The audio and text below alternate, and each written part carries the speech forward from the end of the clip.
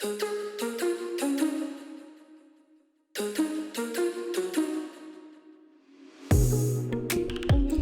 guys, what's up? This is Sean from nursedose.org. This is going to be my first podcast, and with it, I think we're just going to talk about my background and how I got into CVICU nursing as a new grad. Just kind of tell you my journey so far when it comes to nursing and kind of what my plans are for the future. So, to start off, graduated nursing school. So this all kind of starts when, the last couple of months of nursing school. So when you're trying to get into an ICU as a new grad, it's pretty imperative that you try to get into a residency program. There's a couple of options here where I live. So there are two different hospital systems there are three different hospital systems that offer residency programs for new grads. The one that I was looking to get into is one that I felt was the most prestigious, offered the most benefits in terms of education, and I felt like it would prepare me the most when it comes to me coming straight out of nursing school and going into an ICU. So the program that I got into is very competitive. Something like 300 to 400 people apply each cycle they do it, and they interview 5. And I think out of that, 2 of us got into the ICU, into this specific ICU in this hospital here where I live. So this hospital that I first started working at after graduating nursing school is pretty small relative to the other ones that are in this town, in this city. It had about 150 beds, 6 floors, 1 ICU. And the ICU was kind of like a mixed ICU. It was... So we would take it was basically a medical ICU that also took certain specific heart surgeries. So CABGs, every now and then maybe a dissection repair, but for the most part it was mainly just CABGs. And it's not to say that the CABGs were particularly stable. A lot of the CABGs that we would do would be pretty high risk, and I think it's just because of the surgeons that were doing the surgeries. But anyways, back to the residency. So this residency that I got into, it's basically offered 18 weeks of orientation with a couple of classes sprinkled in there that were off campus. So these classes would include things like hemodynamic monitoring, reading x-rays, reading ABGs, how to prime pumps and all that crap, which was actually pretty useful because I rarely was able to prime stuff, was rarely able to hang actual medications whenever I was in nursing school. I don't know if it was just me or what, or if the nurses just didn't trust the nursing students, but it was basically, my clinicals are basically just me watching the nurses do their thing. And then something else that kind of set me back a little bit is I always thought that I wanted to get into the PICU, the pediatric ICU. That's where I did my my immersion, my final clinicals, where I'm supposed to be taking the patients, and it wasn't for me whenever everything was said and done. And the PICU that I actually did my immersion in was a very small PICU. It had maybe 8 beds total, and maybe we'd have at max like 5 of those filled. at a time. And a lot of these kids weren't super sick. I mean, you'd have some that were on ventilators, but for the most part, it wasn't anything that I would consider a PICU material. Any other hospital would probably put some of these kids in a intermediate floor. But anyways, so I didn't really get to experience that much in terms of intensive care with my last clinical. So when I got to this ICU, I kind of needed a lot of help. I needed help priming the pumps, all that basic stuff that you're actually supposed to kind of learn in nursing school. I kind of needed to get pounded into me the first couple of weeks. So I know I started off slow, but that's just kind of what you have to expect with new grads. And being a preceptor myself, I kind of have to remind myself of this and just put myself and remind myself that, I was in the same position.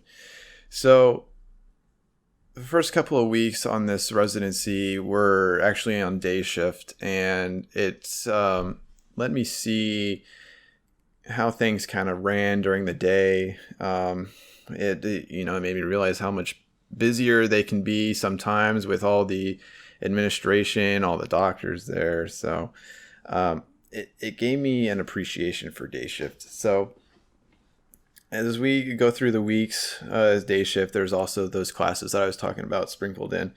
So the hemodynamic monitoring, how to read x-rays, and then they would also sprinkle in some of the devices that we would take, kind of like balloon pumps and Pellas. We wouldn't actually be certified to use them yet. You'd have to be there for a year or whatever before they start letting you do that. So it was just really nice. 18 weeks orientation is not something that a normal nurse would get. If you think about it, that's what, like 4.5 months, something like that. So it was really nice to have something like that. So eventually I get through my orientation, I graduate the residency program, and I'm finally on my own. And something about this hospital, it's a private hospital. There's one intensivist, and then there's some hospitals that have their patients on the floor. So if you start at a teaching facility, you'll understand that it's a lot different. I currently work at a teaching facility right now, and we have residents at our disposal 24/7. So there's always somebody on the floor, and the same can't be said at private facilities, at least the one that I was at.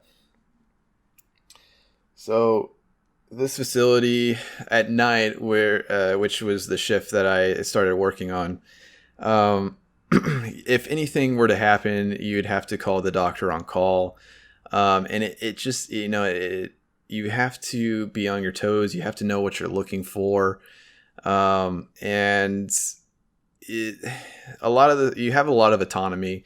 You have to know when, things are kind of going towards needing certain medications, and you have to be able to clearly state the situation to the doctor and all that stuff. So what I'm getting at with all this is that I feel like starting out in a private facility really helped my my practice. It kind of gave me that foundation that I really needed. And I see some of these new grads that come to teaching facilities, and I feel like they're not getting the exposure that they should be getting. And if they ever want to travel outside of a teaching facility, it might be kind of hard. So anyways, what I'm getting at with that is that basically, if you have the option, I think it'd be really beneficial if you work in a private facility to start off with, somewhere where they kind of just throw you in. I mean, of course, get into a residency program. You do not want to go from nursing school into a ICU without having some sort of extended orientation. So I go through my orientation. I graduate, like I said, and I'm doing pretty good. I am learning how to take care of these patients.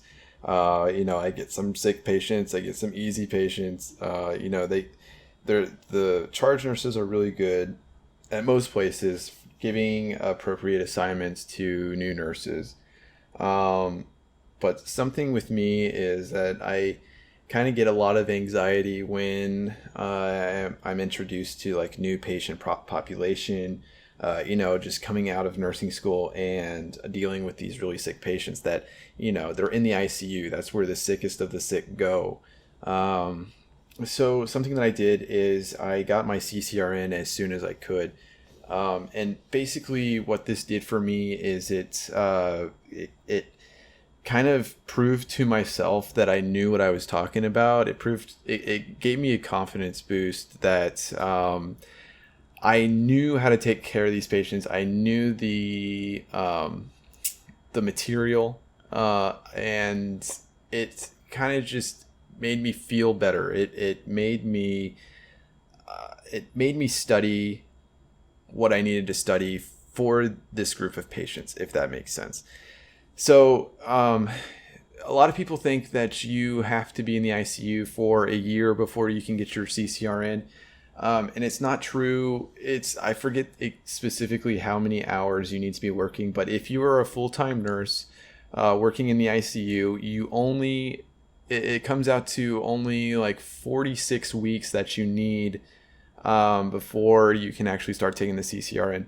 And I would recommend that anyone in the ICU takes their CCRN as soon as possible. Start studying for it right away, because what it does is it helps solidify the information in your brain. So you get what you might not get these patients every day that they're testing on, but it's still in your head for when you get those patients later on.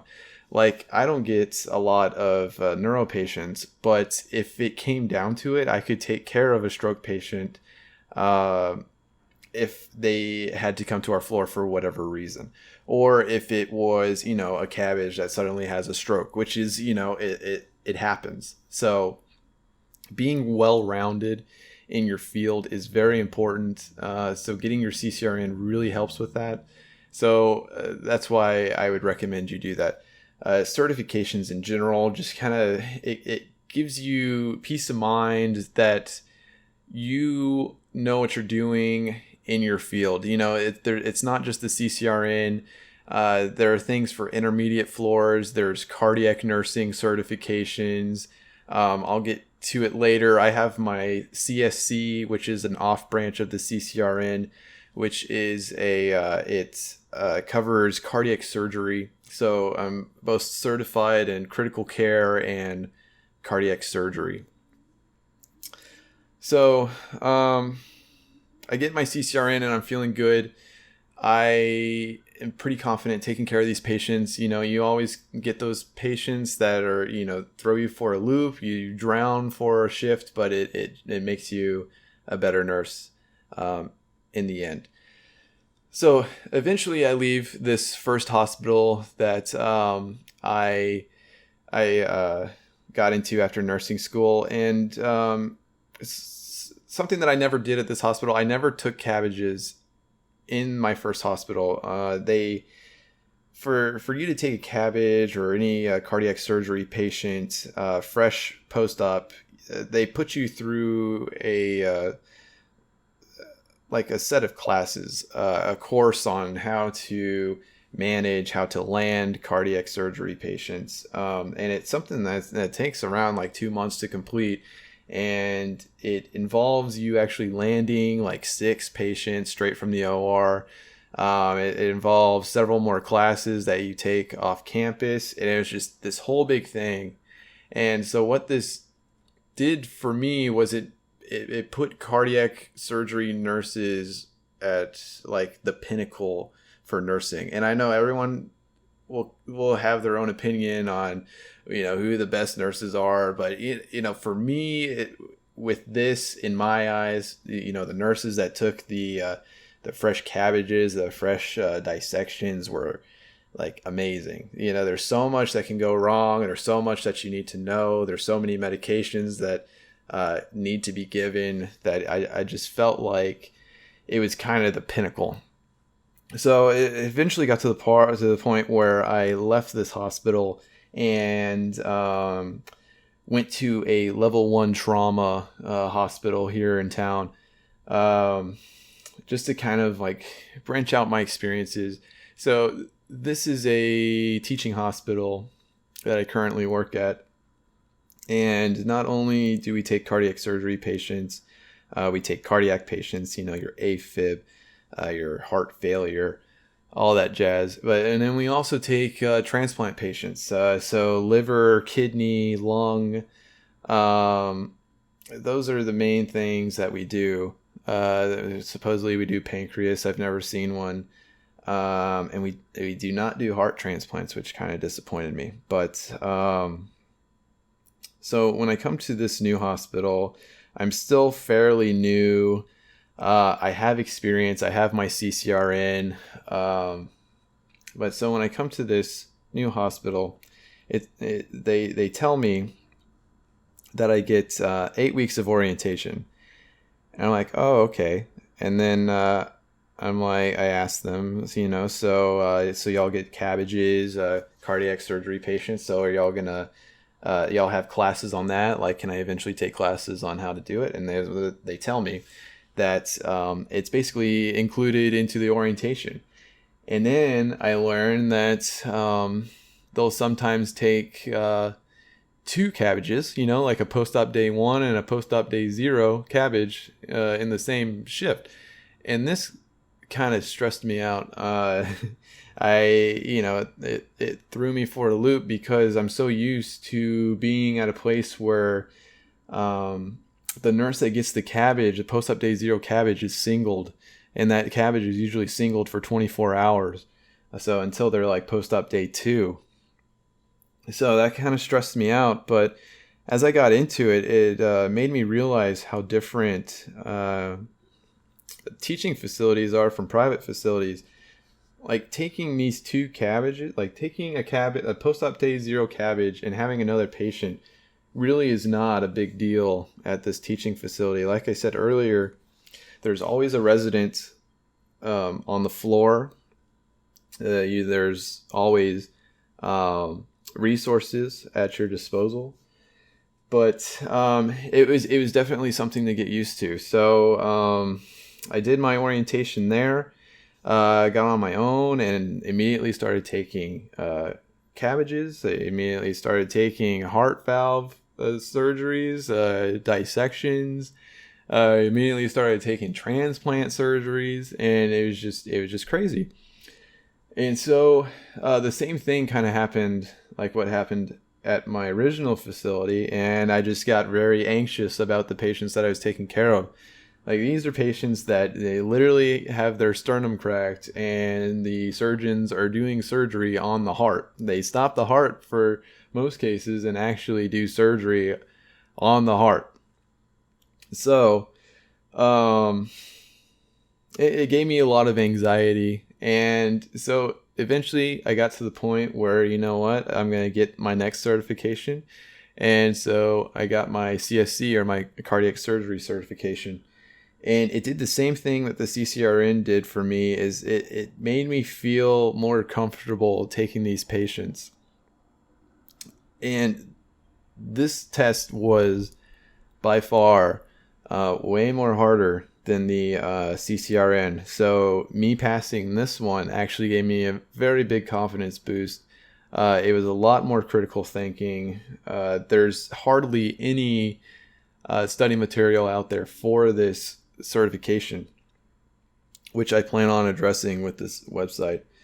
But yeah, so I have started feeling a lot better taking these patients. And then eventually I get into the charge nurse role after being here for, I think it was about 6 months. After 6 months, they wanted me to start charging. So the good thing about this facility is charge nurses usually don't take any patients. So you're basically like a resource nurse.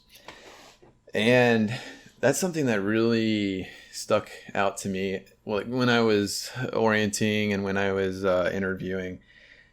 It's very important to have safe staffing in nursing and to have resources available to you.